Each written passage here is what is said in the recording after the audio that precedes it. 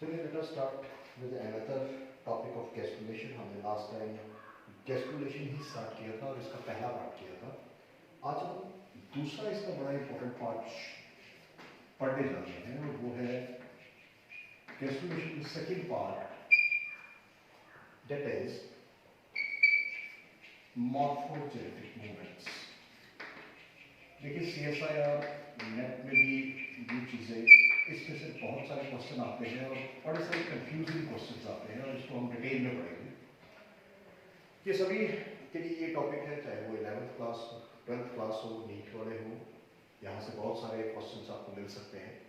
Morphogenetic movements क्या है? जैसे कि लास्ट टाइम हमने गैस्ट्रुलेशन किया था।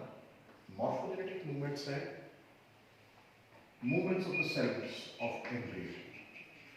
देखिए, movements of the cells of the embryo। अब देखिए, ये जो एम्ब्रियोनल सेल्स हैं ये करते क्या है? ये मूव करते हैं। हमने जैसे कि लास्ट टाइम ब्लास्टुला भी बनाया था और यहाँ पर मैं एक ब्लास्टुला बनाने की कोशिश करता हूँ जल्दी से। ये मान लेते हैं ये कोई ब्लास्टुला है, ये इसके आउटर सेल्स है जिन्हें हम कहते हैं द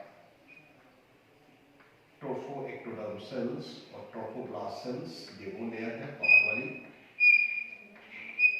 और इसके अंदर कुछ सेल्स आ जाते हैं जिन्हें हम कहते हैं इनर सेल मास। ये हमारा गैस्ट्रुला तैयार है। छोटे छोटे टॉपिक्स बनाएंगे, ज़्यादा लंबे नहीं, ताकि ये इस तरह से कुछ सेल्स हैं। ये हमारे इनर सेल मास है। चलिए लेबल कर देते हैं इनर सेल मास, और बाहर हमारे ये सेल्स है ट्रोफोब्लास्ट सेल्स। ज़्यादा लेबलिंग नहीं करूँगा मैं। और ये सेंटर में हमारे कैविटी है जिसे हम कहते हैं ब्लास्टोसिल कैविटी, और ये सारे का सारा स्ट्रक्चर जो है वो बेसिकली क्या बन रहा है? ब्लास्टुला बन रहा है। अब यहाँ पर क्या होता है? देयर इज मूवमेंट जिन्हें हम मॉर्फोजेनेटिक मूवमेंट कहते हैं। और यहाँ सेल्स क्या करते हैं? सेल्स बेसिकली एक्सपैंड, कॉन्ट्रैक्ट करते हैं, अपनी जगह बदलते हैं, साइज का चेंज हो जाता है। ये सारी चीजें वो अपने अंदर बेसिकली नए तरीके की चेंजेस लाते हैं और नए एलिमेंट्स बनाते हैं। और वो जो नए एलिमेंट्स बनते हैं वही ब्लास्टुला से गैस्ट्रुला की तरफ जाता है, वही स्ट्रक्चर बनता है। तो जो भी मूवमेंट्स होंगी यहाँ सेल्स की, वो अल्टीमेटली क्या होंगी? वो अपना साइज चेंज करेंगे, शेप चेंज करेंगे, हो सकता है कॉन्ट्रैक्ट करें, एक्सपैंड करें, यानी अपना सब कुछ चेंज करने की कोशिश करेंगे, क्योंकि उन्होंने एक नया स्ट्रक्चर बनाना है। और वो जो नया स्ट्रक्चर होगा वो इस सिंगल लेयर ब्लास्टुला से लेकर क्या बन जाएगा? मल्टी लेयर्ड गैस्ट्रुला बन जाएगा। अब यहाँ बहुत सारी चेंजिंग आती है, बहुत सारी चेंजिंग आती है। अब ये मॉर्फोजेनेटिक मूवमेंट्स हैं क्या? दो तरह की मूवमेंट्स होती हैं। वो दो तरह की मूवमेंट्स क्या है? एक जिसे हम कहते हैं एपीबोली और दूसरी एम्बोली। क्लियर? अब ये एपीबोली और एम्बोली क्या है? एपीबोली सिंपल सी बात है, एपी मींस आउटर, और आउटर मूवमेंट ऑफ सेल्स, बाहर से मूवमेंट, बाहर से कवरिंग होती है, और एम्बोली मतलब अंदर से मूवमेंट, इनर मूवमेंट। अब यहाँ हम सबसे पहले एपीबोली को लेते हैं। देखो एपीबोली क्या है? यहाँ पर हम इसे कहते हैं it is extending, it is also known as extending upon और थ्रोइंग ऑन।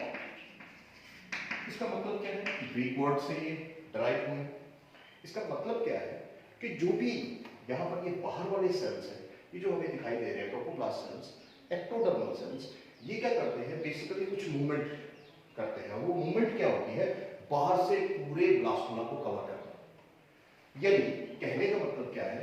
जैसे यहां से मैं शो करता हूं, ये बाहर से इनकी कुछ ओवरग्रोथ होगी और ये सारे सेल्स को इस तरह से कवर करेंगे, इस तरह से यहां पर कवरिंग हो जाएगी, और धीरे धीरे ये कवरिंग बढ़ती जाएगी, बढ़ती जाएगी।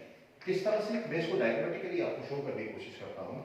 जैसे मान लेते हैं ये हमारे कुछ ट्रोफोब्लास्ट सेल्स हैं, ये ट्रोफोब्लास्ट सेल्स है, ये की लेयर है, और यहां पर समझने की कोशिश करिएगा, यहां पर क्या है, ये कुछ बाकी सेल्स पड़े हैं, ये सेल्स हैं, एल्वेओलर सेल्स ही हैं।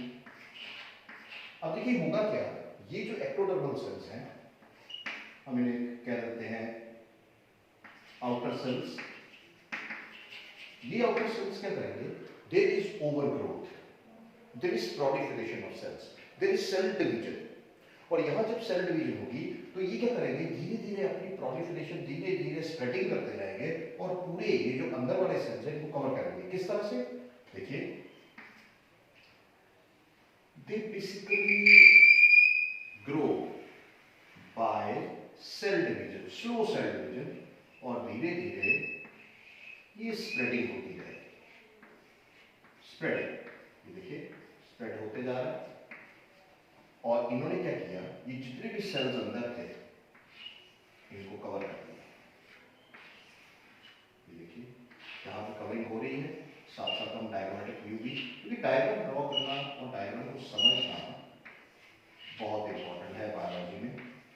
ये इस तरह से सेल्स को कवर कर दिया गया। और आप देखो कि बाहर वाले जो एक्टोडर्मल लेयर है, बाहर वाले जो प्रोटोप्लास्ट सेल्स है, ये बेसिकली क्या हो रहे हैं, धीरे धीरे स्प्रेडिंग करते जा रहे हो, अंदर वाले सेल्स को पूरी तरह से कवर कर लेंगे।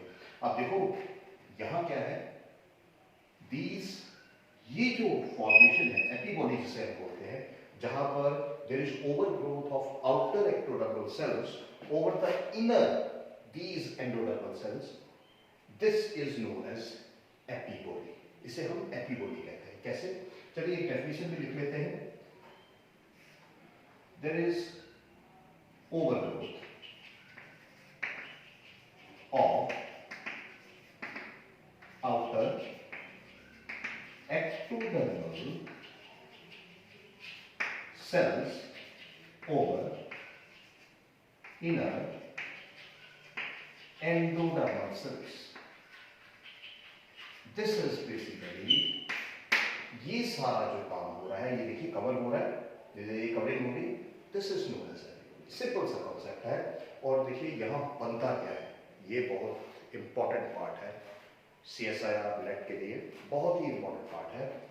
This is the formation of ectoderm. यहाँ किस लेयर की फॉर्मेशन होती है, एक्टोडर्म लेयर की। आप देखिए ये प्रोसेस कहाँ देखा जाता है, एपीबॉडी का प्रोसेस अगर हम एम्फियोप्सिस की बात करें वहां पर आप देखेंगे, अगर हम टेलियोस्ट फिशेस की बात करें, एम्फीबियंस की बात करें, वहां आप देखेंगे सी अर्चिन्स में ये प्रोसेस देखा जाता है। तो एपीबॉडी एक सिंपल प्रोसेस है, इसीलिए हमने कहा एक सिंपल लाइन में हम इसको एक्सप्लेन कर सकते हैं, overgrowth of these outer cells over the inner cells. तो this is epiboly, concept clear? Then comes epiboly, emboly. Emboly means, what does it mean? It means throw in or thrust in, क्योंकि अंदर से growth होगी, simple सी बात है।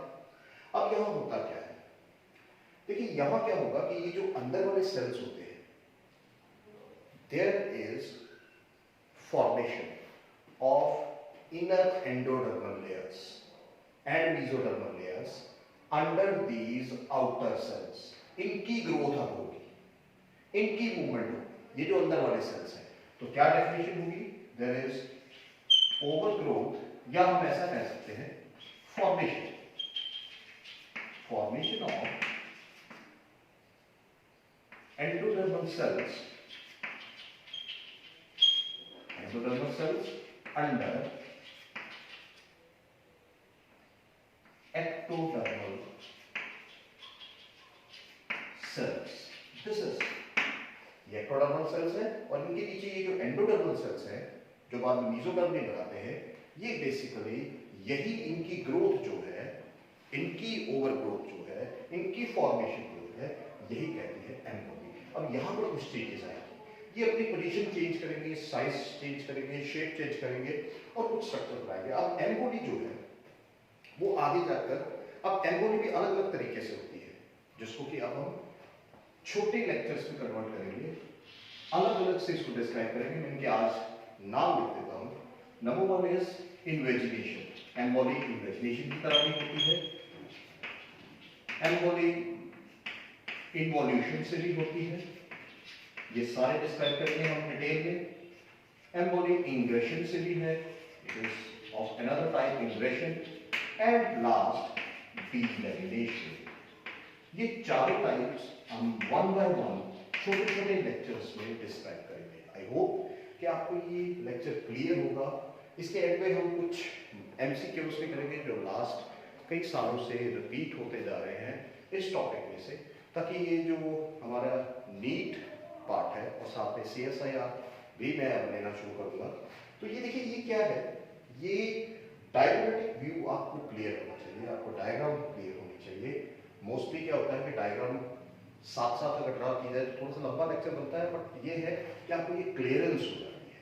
तो I hope आपको ये लेक्चर अच्छा लगा होगा और इसको ज़रूर इसको सब्सक्राइब करें, लाइक करें, ताकि और भी ऐसे लेक्चर्स आपको मिल सके। Thank you very much.